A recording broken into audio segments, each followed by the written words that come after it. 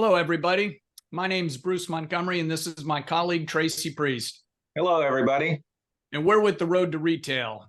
On our podcast, Tracy and I hope to offer tips, insights, ideas, and examples for how small, emerging, and challenger consumer packaged goods brands, CPG, can build their businesses. Everything from determining if you're ready to grow, where to start, how to prove it online, and we're going to talk a lot about that today, to how to go about securing distribution at a national retailer, driving your business through to the consumer, and how to go about finding an investor if that's something that you're ready for. The bottom line, Tracy and I have been doing this for a long time. We've made a lot of mistakes. We've also done some good things. And if we can help smooth out your journey on the road to retail, we would love to help. Tracy? Yes, as Bruce mentioned, we've got 30 plus years of experience. And what we mean by commercial operations is sales, marketing, trade marketing, acquisitions and divestitures, managing brokers, managing agencies, managing distributors. So we've done it all. And as Bruce mentioned, our really intent here for our podcast today is to share with you insights and key learnings from our past experiences, and hopefully help you avoid some of the mistakes and enjoy some of the successes that we've had throughout our career. Also on our podcast, we invite colleagues, friends, industry experts onto our show to share with you also their insights and experiences. So Bruce, tell our audience today who we have with us. Great. Thank you, Tracy. So today we're fortunate to have Jason Omenn, the head of the VP of e-commerce at Market Performance Group, MPG. And Jason's going to spend some time with us today giving you a very deep dive into Amazon and what goes on there. Jason, before we dive in, why don't you give a little bit more on your background and how you got to the seat you're in right now, please? Of course. Hey, first of all, thanks for having me, guys. I'm honored to be a part of your podcast and excited to have this conversation. How did I get where I am today? Good question. I think I'll go back a quick, long history and then focus on the last sort of 8 years. I've worked, kind of sounds like you guys, lots of different places. I've run BD. I've worked for large, billion-dollar companies and tech startups. Great experiences all the way around. And about 13 years ago, one of my friends from one of those tech startups called me up and told me I had to stop what I was doing and sell stuff on Amazon. I should have listened to him. I was busy trying to turn some small startup into something amazing. And I was like, oh, I'm too busy. I can't do it. And this is back in about 2010 when life was a little different on Amazon. I'll get back to that a little bit later. Fast forward about 5 more years, I decided to throw my hat in the ring and try and build my own brands and sell my own products on Amazon. So for a lot of people that watch your podcast, I understand the pain of figuring out how to succeed on Amazon. Through that experience, we launched 2 brands, and fortunately for me, I would say I live kind of in the belly of the beast here in Seattle, Washington. I would say half my neighbors work in Amazon, and in conversations with one of my friends over the course of about a year, we decided to launch some private label product because he was an expert at Amazon. He ran Amazon Basics, and we built a whole business plan to leverage his expertise, having been inside Amazon, and my expertise coming up through the ranks on the 3P side. And we had a 3-tiered program to do the private label business. We had a vision for all the tools on Amazon and how to help people understand which tools would be best for them, kind of a CNET model. And long story short, what went from sort of a slow transition into this new business got turned upside down a little bit when he decided at 4 years and 1 day to leave Amazon. And it accelerated one leg of the stool in that he took his first vacation, I don't know, in 4 years, and started getting phone calls pretty much nonstop. Hey, can you help? Can you help? Can you help? and we started to see there was a huge demand for people that had experience to help people find their way forward on Amazon. So we launched an agency, and having been through sort of the pain, which a lot of your listeners go through, of trying to figure out what's the right path forward, where do you make investments, how big do you go, how much risk do you want to take? Honestly, the appeal of getting paid to share advice versus rolling the dice on leveraging your house or your savings sort of won out, I would say.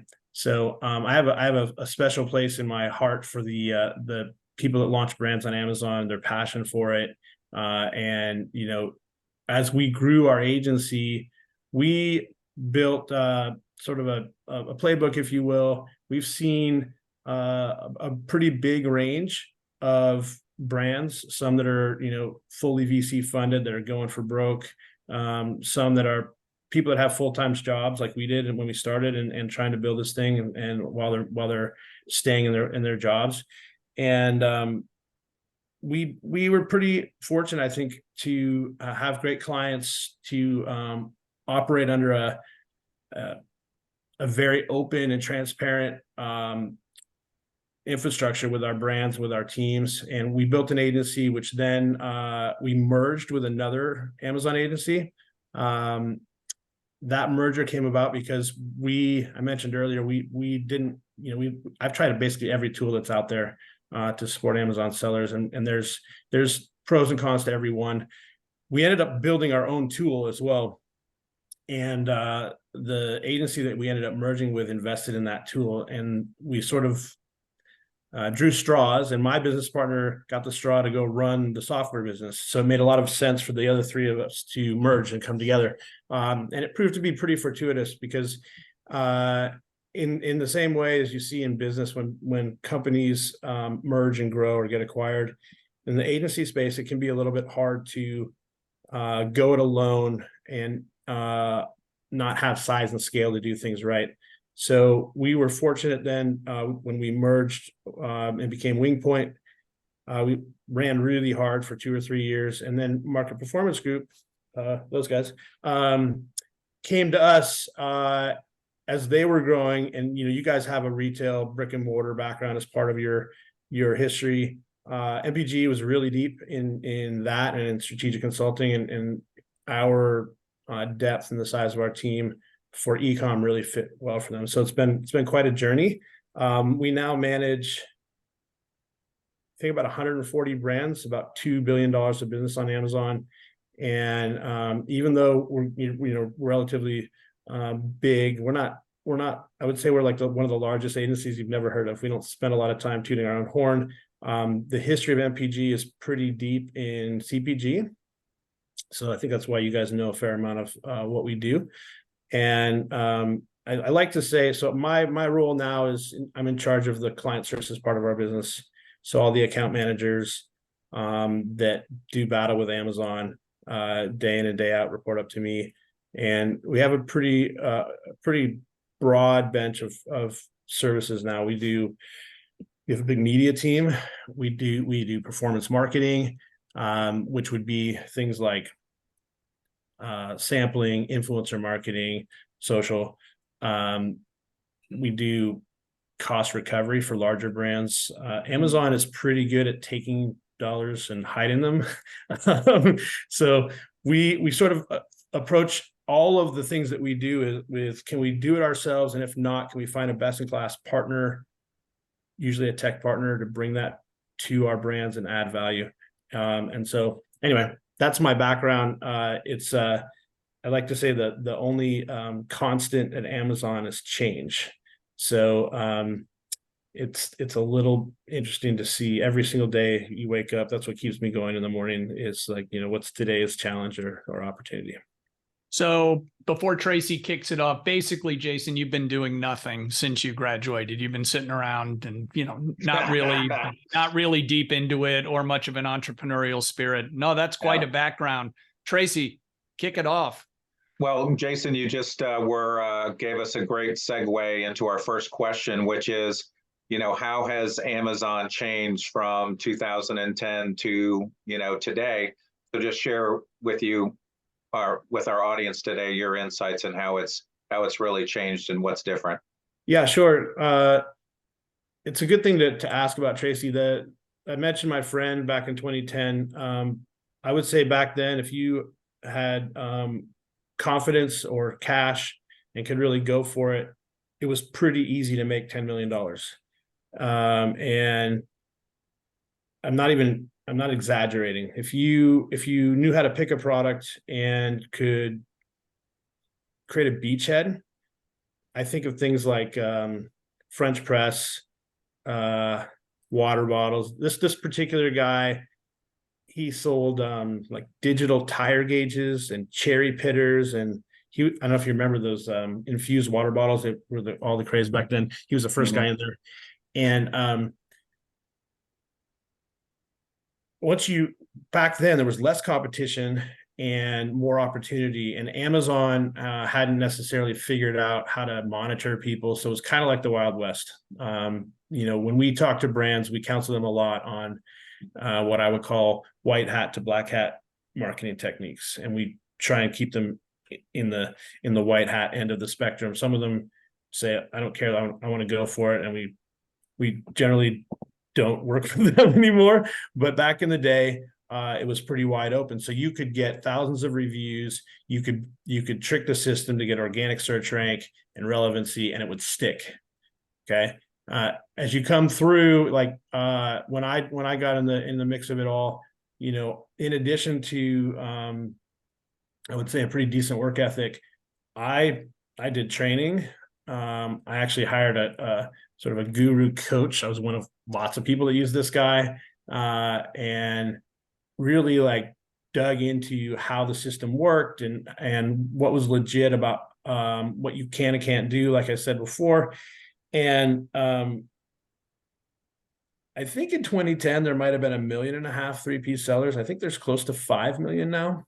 Wow. And so it's much harder to find something that's new, something that's different.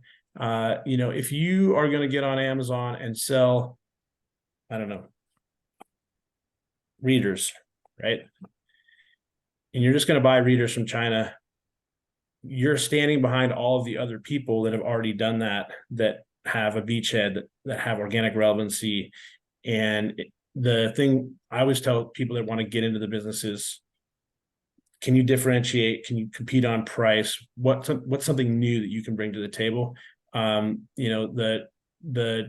shift from, say, 10 or even 5 or even 3 years ago, the biggest shifts are number of sellers, Amazon's control of price, which we could talk about if you want, and then really the pay-to-play nature of the infrastructure. If you were to go back there's a cool website that doesn't work for Amazon called the Wayback Machine. You can type in any website and go see what it looked like over time. The search results page on any search you do on Amazon used to have, I don't know, 1 to 3 sponsored placements and 20 results a page. It's now, depending on the category, in some categories, there's the top banner, which is called sponsored brands, used to be called headline search. Then there's paid placements below that. Then there might be only 3 organic placements. Then it's like highly recommended, also run by Amazon, highly rated, run by Amazon, more organic search, paid search. It's like the amount of organic placement, there's a whole bunch of strategy to win for. It's just less of the real estate. So that means it costs more to compete, right? Because you have to pay to get on the page. Very intentional by Amazon. And again, used to be you could throw X amount of dollars, build your organic rank, and back off your marketing spend and gain margin. It's harder to do that now. Sorry if that was kind of long-winded, but no, that was good. So No, Jason, you kind of wandered into it, but let's just go there. So all the smaller emerging challenger brands, and brands can be something the 3 of us think up. It can be a very regional brand. It could be a brand bought out of a larger company that's been dormant. And I can't tell you how many times Tracy and I hear, we have unbelievable upside at Amazon. And I'm like, probably not what you're thinking. So can you walk through sort of in super simple language, the difference between 1P and 3P selling and kind of what the 2 or 3 triggers would be? So it's like, hey, if you want to do 1P, these are 2 or 3 things that are good about it, and these are the bad ones. Because a lot of people, their first question to us is, do you know anyone who can help us on Amazon? And should I go 1P or 3P? Sure.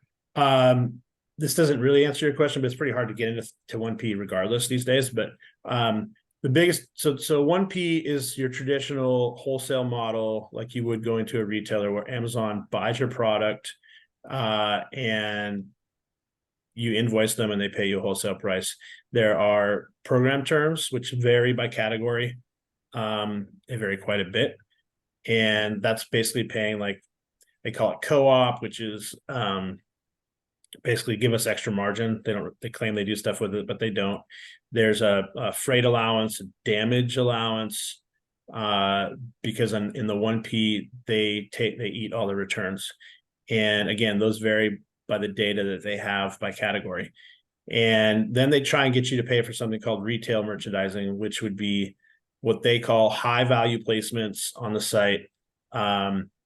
And again, most startup brands probably aren't going to get into that part of it anyway, because it's a pretty big investment. So the other part of it is on 1P, Amazon controls price because they own your product. Mm-hmm. So if you're selling product in other channels, they monitor the other channels, and they have this sort of zealous goal to have the lowest price. The irony, of course, is that if they drop the price and it hurts their net PPM, which is their net pure profit margin, they come back to you and say, "Hey, you have to sell it to us for less, even though we lowered the price because we're not making enough money." So the advantages of 1P would be that it says shipped and sold by Amazon, which it can help conversion. It doesn't always. You get the Prime badge, which means Prime shipping, which is not exclusive to 1P, but it is always on 1P. And so it's a perceived benefit. I would say, again, changes over time. 10 years ago, there were a bunch of programs available only to 1P sellers. As Amazon has really kind of pushed people to 3P, they've slowly started giving data metrics and marketing placements, things like that, to 3P sellers as well. So the delta between 1P and 3P has shifted or shrunk, I would say.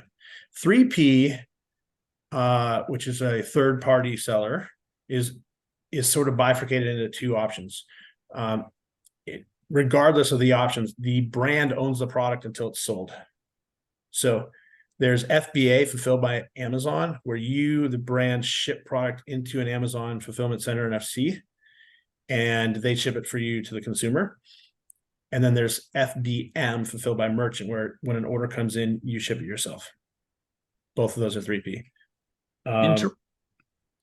Sorry. I was just going to say, are you aware, in all the years you've been doing this, are there certain types of products that are just better? And I understand 1P is getting tougher to get into. 3P versus 1P. I mean, are bigger, expensive, heavy stuff better to go 3P or there's a lot of the price to weight ratio to make e-com even work. So interested in your perspective there. Yeah. So if you leave out the option of which channel, there's a few, I said, guideposts. If you're heavy and cheap or big and cheap, it's really hard to make money on 3P.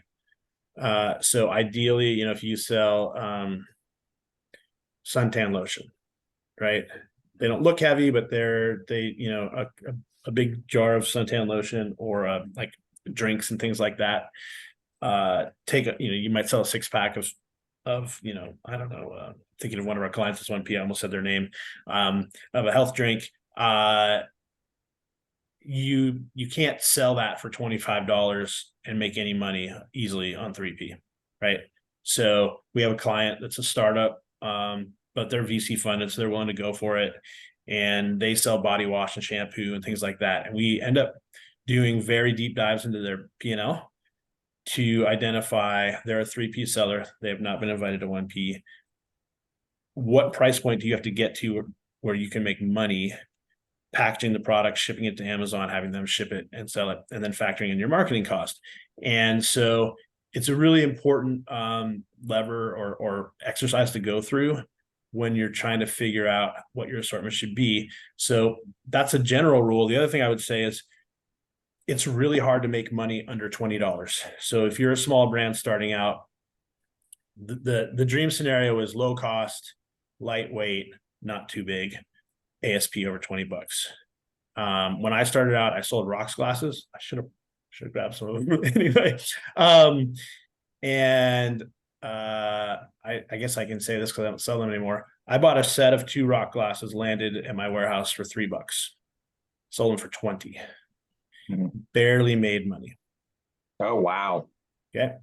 Right out of the gate, I made a lot of money, but as the cost and the competition of advertising grew, it became harder and harder. And then you have return costs, and there's a lot of other costs in 3P that can really bite you if you're not paying attention to them.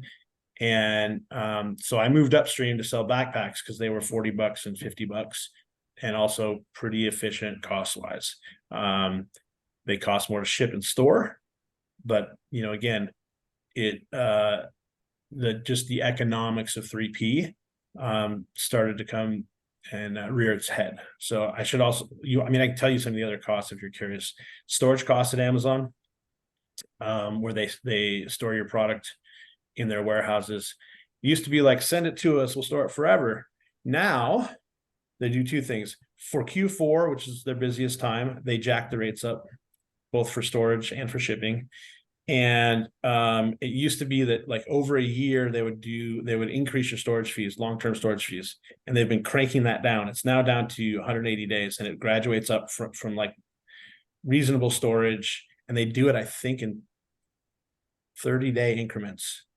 Every time you get closer to 180 days, the price jumps, and it's like a city water bill where they're like, you really don't want to have this here. We're going to make it really painful for you. And it jumps up exponentially. Wow. So we actually had a brand earlier this year that had a sub $10 paper product that they had it like high volume. And they went from having maybe making this up $300 in storage a month to $5,000 when this inflection hit at 180 days. So good grief. Yeah. Well, so 2 things before we kick it to Tracy, Jason. $20 is kind of the magic number. If you're not selling for at least 20, life is going to be hard. And since business started hundreds of years ago, excess margin attracts competition. Yeah, and I'll say one other thing when you think about the $20, the fees, the big picture of the fees for being a third-party seller. There's a referral fee that's just the pay to play on Amazon, which depends on category. It's 8 to 15%. There's a couple categories in between. There's for super small and light, there's some that are less, but pretty much 8 to 15%. And then there's your FBA fee. If you're shipping at FBA, the cost to ship it, pick, pack, and ship to the customer, storage, replacements, returns, a few other things. A good round number is on a $20 to $30 product is about 30% of your ASP. Wow. If you can get $100 product, you can kind of start to squeeze that 30 down to 20, right? And in some cases, if you have a consumer electronics product with an 8% referral fee, you can get to 15, right? If it's, if you're selling like a phone case that's $80 but weighs nothing. So that's kind of the landscape. Yep. Tracy? Yeah. So Jason, talk to us about the importance of really having a plan, a strategic plan when a brand is looking to, get their product listed on Amazon versus some brands we see where they just think that they can wing it, kind of build the plane as it's going in the air. So yeah, talk to us a little bit about a strategic plan and its importance.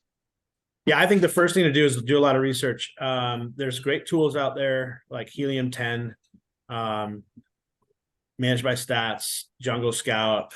We actually use all of them. And one of the things you can get from a tool like Helium 10 is search volume, demand for a product. Forget competition. They actually have that too. So let's say, let's go back to backpacks, for example. You can type in kids backpack or some search term, and it'll tell you how many people search for that product per month. It also tell you the number of competitors for the keyword. And I'm pretty sure it also tells you organic competitors versus paid, how many people are paying to go win in that space. And there's a lot of amazing information available there. And so before you wade in, it's probably good to understand what's the competitive landscape look like. And so, hey, Tracy, one second, please. So Jason, when you talk about Helium 10 and Jungle Scout, for our listeners, in your opinion, is one of those a little more intuitive and simple to use, or do you have to, work with Elon Musk to understand how to get the info out of it? So it's funny you say that.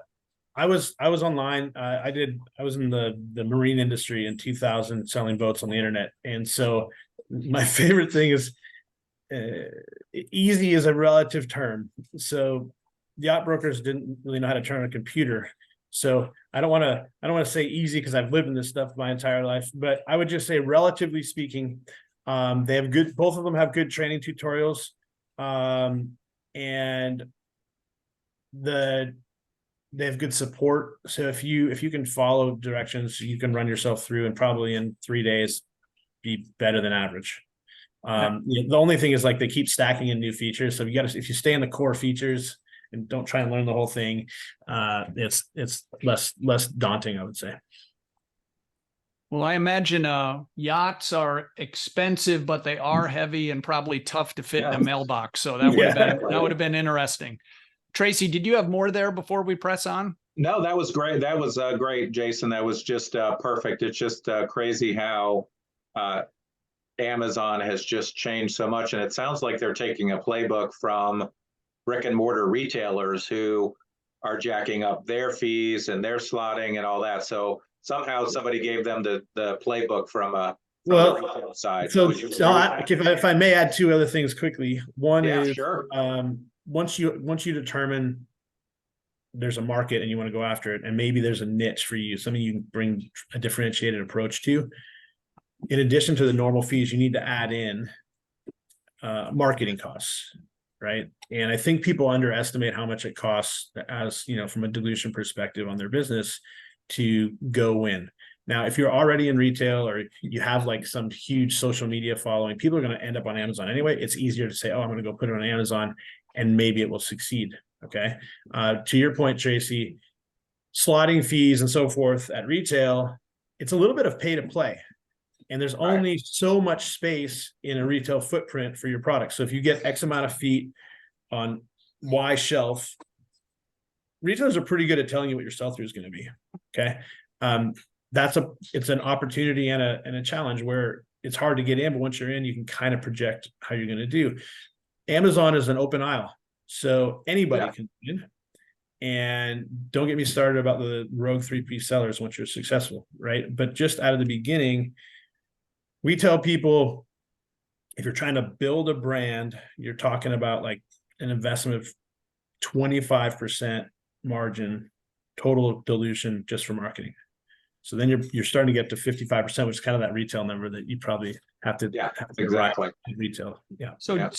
So Jason, as we go on further here, when you and I spoke before you came on the show, you had an interesting point about the small brands thinking about going on to Amazon. You said a key thing they have to determine is, do you need to make money from day one, or can you play a bit of the longer game? So I'd love it if you could elaborate on that a bit. And then also kind of the pot of gold, hopefully at the end of the rainbow, although the pot may be smaller than people think. How do people actually get paid? Does Bezos send a drone to your house? Do you get a gift card? Gift card, Amazon gift card. That'd be super. No, that part's no good. But so I'm going to do it backwards if that's okay to you. So please. The mechanism, the cool part about 3P is that you get paid every 2 weeks.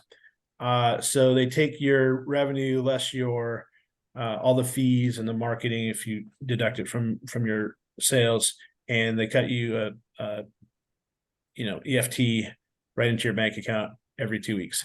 They do hold back some of that money every 2 weeks because they see it as they do a risk analysis of your business and say, oh, well, we're concerned that maybe you won't pay your bills, or that there might be returns. So sometimes sellers get frustrated if they sold $10,000 and they had $4,000 of fees, they don't get 6, they might get 4, right? Oh, And if you're wow. growing really fast, Amazon holds back more money because it freaks out about it. So is that 1P or 3P? I'm sorry. That's 3P. 3P. 3P. 1P, you get paid 30 days, or depends on your terms, 30 to 60 days after you invoice them. Okay. Yep. And so your other question was remind me, how do you make money? No. The question you and I had discussed was, one of the things a brand needs to consider is, Oh, do yeah, you yeah, need to risk, make money day one, Yeah. or can I play the long game? Yeah, gotcha. So it's funny. I mentioned that company we worked with that was VC funded. They had a tech solution that was differentiated, really, really great solution. And they were going for it. Okay, so they called us and they said, hey, we want to go win in this space. Nobody has what we have, and we need to. They invested big time in social. And this is 4 years ago when people still spent a bunch of money on Facebook before the iOS change. And we took them from 0 to $5 million in like 10 months, maybe 12. But they were spending like crazy. Okay, they were spending hundreds of thousands of dollars a month just off Amazon to build awareness, right? And on the flip side, you have brands. Happens every week. So just talk to a husband and wife founder of a skincare product. They're just getting started, and they have full-time jobs. They built this product out of frustration, which is how a lot of really successful businesses are started. We hear it all the time. Yep. And they came to us and they said, people love our products. They're the best thing ever. And we have this great story. We're doctors. And you guys have probably heard this a bunch of times, and they're amazing people. And they do have a great story to tell. I think the gap is like, what's their commitment? So either they have to do it themselves, which they don't have time for, or they need to hire an agency or hire a person out of college. There's a big range of how you might want to go to market, and so there's an expense and overhead for that, right? And then the question is, how do you win? What does it cost to win? So I went to my team and I said, well, in a skincare category like this, they want to know what it's going to take to win. And my media team said $30,000 a month. Wow. Is what we would do to go try and win in AMS and DSP. Amazon Marketing Services is paid search. DSP is programmatic. Most people don't get into programmatic right out of the gate. And they should also make sure they're investing, let's say $45,000 in the first few months in social capital, let's call it influencer marketing. You can imagine they said what you said, Tracy, their eyes wide open. And so to your point, Bruce, we had a conversation, which is like, who do you want to be? If that's too much for you to like stomach, fine, but let's set expectations about what your growth might look like. So if you have 5,000 a month for marketing, or 10, it's going to be different than 30, right? You're going to learn. One of the things that happens when you spend a lot of money is you get a lot of data. So you can start to say like, oh, where should I? And you can get the data anyway at a lower investment. It just takes longer to get there, right? And so I said, if you want to make money or try to like break even, you're going to have to, have a longer term view. And all of that aside, if your reviews are no good, doesn't matter. You're done. Yeah. Right. Yeesh. So, and it used to be like 10 years ago, if you had, there were ways to get 200 reviews in a day, which you can't do anymore without getting caught. Oh, go ahead. Yeah. So just so the folks know, Jason's been good enough to give Tracy and myself a second episode where we're going to get into the marketing and demand creation, the importance of reviews. But today we're largely focused on, what the heck even is Amazon? How do I do this? 1P, 3P. So Jason, before people go, what the heck? You didn't even ask him what exactly to do. We're going to, but we want to be cognizant of his time and everyone else's. So kind of, Jason, as we head around third base here for this episode, how does a brand even begin to get set up on Amazon, aside calling you and having you give it to one of your minions to walk them through it? The people that insist on trying to do things themselves, what's the process, the brand registry, what's an ASIN? Yeah. What'd you call me? Yeah. So it's worth saying that, like, it's almost impossible to get 1P now. There's something Amazon's doing they've been doing it for 7 or 8 years, called hands off the wheel. They're trying to move everything to third party because they don't have to own the content or own the material. I think their perfect state is you own it, we control the price, but that's a whole different podcast. So Seller Central is the third party infrastructure. You can go to sellercentral.amazon.com and register. It's actually pretty easy to register to start, but there's some things you want to set things up correctly. If you're serious, you need to have a professional account because there's not much in the sort of base account. It's only $40 a month to be a pro seller on Amazon. And in a best case scenario, you'll own a trademark. Without a trademark, you're pretty limited in your ability to tell your brand story. If you break it down, the elements of selling on Amazon are product pages. They're called PDPs, product display pages. And then right underneath your title, you'll see it on Amazon. A lot of people don't even click on it. There's a brand name. That brand name goes to a store that you can control. But if you don't have brand registry, which requires a trademark, you can't build a store. The brochure at the bottom of a PDP is called A+. No trademark, no brand registry, no A+. So it's a pretty important element to have your trademark. Now, we launch people that don't have it. Again, if they have reasonable expectations, you can sell product. But really having a plan together, I think you mentioned it earlier, Bruce, of like what are the core blocking and tackling that you need. In a perfect world, you'll have brand reg, you'll have really good content. That means we call it the digital carousel, the pictures on the side of the listing or on the bottom of the listing, the carousel images. These days, we've done all kinds of studies. I've actually put Latin in the product description and the bullets. People don't read, so they read the title, and then you have to hook them in the first 3 images. So we do a lot of work with brands to tell their story digitally through the carousel. That is text overlay, which is show your image and don't just list features. You have to say, what's the benefit? Why should you choose my product versus somebody else's? You need to do that in text overlay, both in product shots and, if you have the ability to do it, lifestyle images. Make people understand how it's going to change their life or be great for them. And literally, you can do it with scissors. You can do it with anything. Okay. And then you want to have a video, at least one video. Those are sort of the core elements that you need to have. And again, I don't want to put too fine of a tip on it, but when you launch a product, from the second you turn it on, the Amazon A9 algorithm, which is their search engine, starts to analyze your listing. And the better you have SEO optimization in your titles and in the keywords are indexed in the way you structure your listing, the more organic relevance you get. And Amazon gives you extra weighting right when you start. So ideally, you have it all lined up before you really go for it. Now, practically speaking, our studio team that does all of our content is like, they must have everything before they start. Life gets in the way, right? You don't have the money to do it. You want to get going. So you need to have a plan, and you need to understand maybe the trade-offs between pushing hard to get started and skipping some steps, which is totally fine. Happens literally every day. And, doing it in the sort of quote unquote best way possible. That's awesome.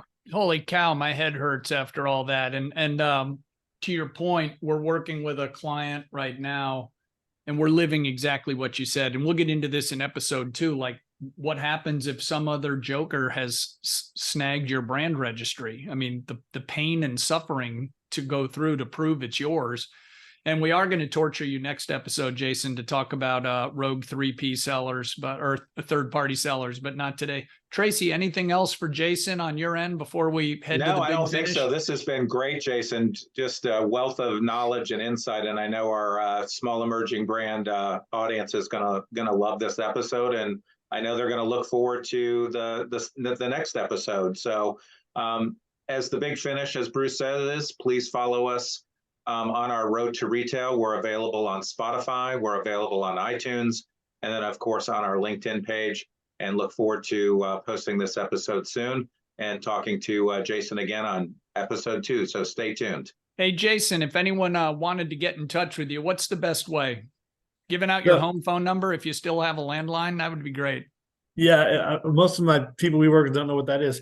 Yeah. At the risk of, I'm going to follow my my fearless leader, the other Jason, down the road of I get so much email, so I'm going to put it out there. My cell phone, text me. I will answer you. If you email me, it's going to get lost. So because you guys are great, I'll hand out my cell. We'll see if anybody's actually,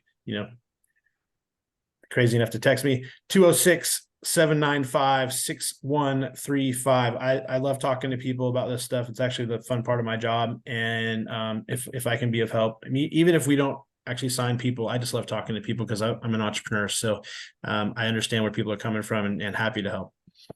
Great. Awesome. Well, thank you so much, Jason. And as Tracy said, we'll be back for episode 2 when we'll talk about more of the specifics of the Amazon marketing services, et cetera. But thank you so much and good luck out there, folks. Thanks, everybody. Thanks, guys.